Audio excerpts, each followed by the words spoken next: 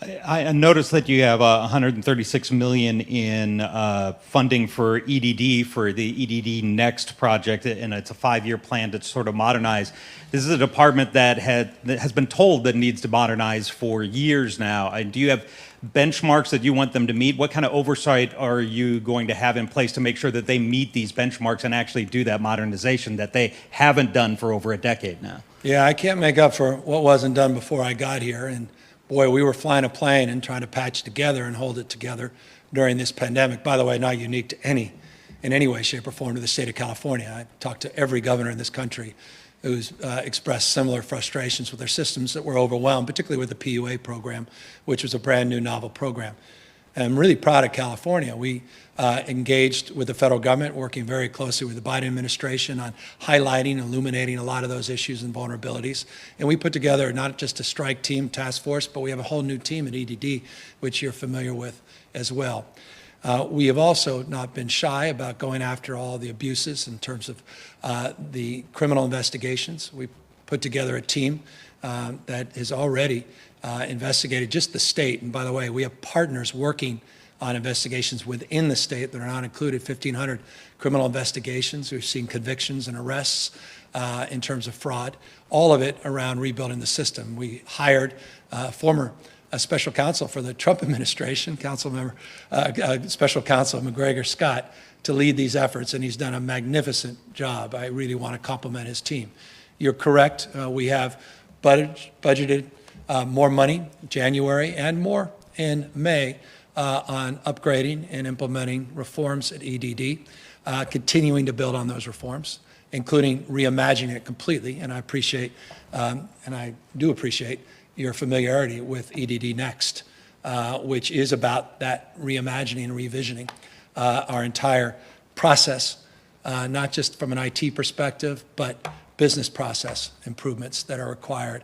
And the oversight, the new team, the focus on leaving whoever comes after me a better system than the one I received, I assure you is top of mind, not just top of cool, and something that I'm looking forward to working with the legislature to continue to advance. And this will be my last question, Governor, but you also have some money earmarked for combating that fraud, 20 billion and counting. It's one of those things. I know that there are units inside EDD, but the new unit that the auditor had recommended is 12 people for the 44 million in the state of California.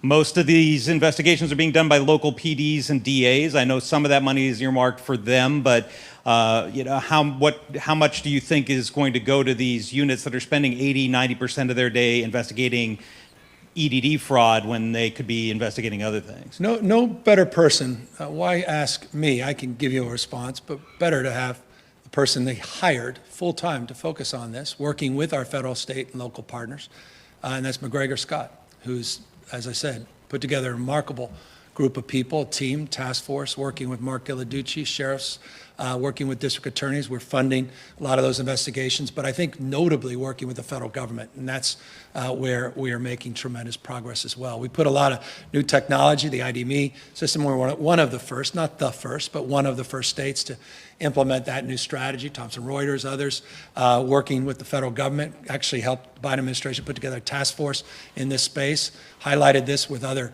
state governors. We've been probably the most transparent state in the country around this. That's why those numbers are very public, have been for years now. We've not been shy around this in terms of being very forthright about what's going on. So I'm really pleased with their progress, and this budget reflects their asks in terms of next steps. And to the extent that we feel there's still gaps, or the legislature does, I look forward to closing those gaps before we close this budget.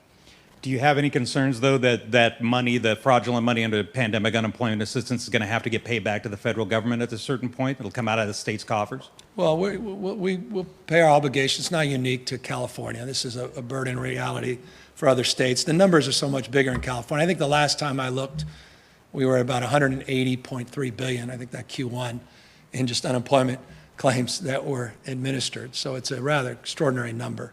And so it makes California's numbers seem that much larger. But no, we collectively, I know we've had a lot of calls to the National Governors Association. That's why I'm smiling. It's a big issue for governors and advocacy in Congress to address this issue all of us are facing. All right. Thanks, Governor. Yeah, thanks.